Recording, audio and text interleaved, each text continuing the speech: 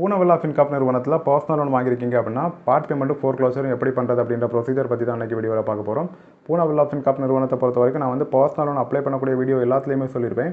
Part பேமெண்ட்டுக்கும் ஃபோர்க்ளோசருக்கும் எந்த விதமான சார்ஜஸும் கிடையாது அப்படின்னு சொல்லிட்டு பார்ட் பேமெண்ட்டோ ஃபோர்க்ளோசரோ நீங்கள் வந்து ப்ரீ அப்ரூவ்டு லோன் வாங்கியிருக்கீங்க அப்படின்னா ஒரு மாத தவணை காலம் முடிஞ்சதுக்கப்புறமா எப்போ வேணாலும் தாராளமாக பண்ணிக்கலாம். ப்ரீ அப்ரூவ்டு லோன் இல்லாமல் நார்மலாக பர்சனல் லோன் மாதிரி அப்ளை பண்ணி வாங்கியிருக்கீங்க அப்படின்னா 6 மாத தவணை காலம் முடிஞ்சதுக்கப்புறமா எப்போ வேணாலும் பார்ட் பேமெண்ட் ஃபோர்க்ளோசர் பண்ணிக்கலாம். நீங்கள் ப்ரீ அப்ரூவ் லோன் வாங்கினாலும் சரி இல்லை நார்மல் பர்சனல் லோன் வாங்கினாலும் சரி என்ன லோனுக்குனாலும் நீங்கள் வந்து ஃபோர்க்ளோசரோ பார்ட் பேமெண்ட் பண்ணக்கூடிய டைமில் எந்த விதமான சார்ஜஸும் கிடையாது.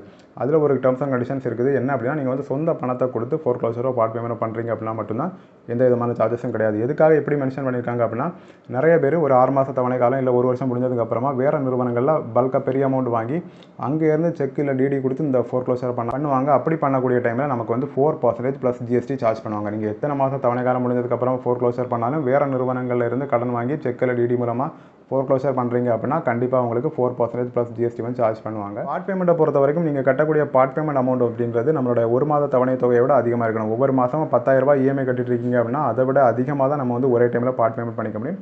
ஃபோர்க்ளோசரை பொறுத்த வரைக்கும் நான் ஆல்ரெடி மென்ஷன் பண்ணிட்டேன். நீங்கள் எந்த விதமான சார்ஜஸும் இல்லாமல் பார்ட் பேமெண்ட் மாதிரியே பண்ணிக்கலாம் அப்படின்னு.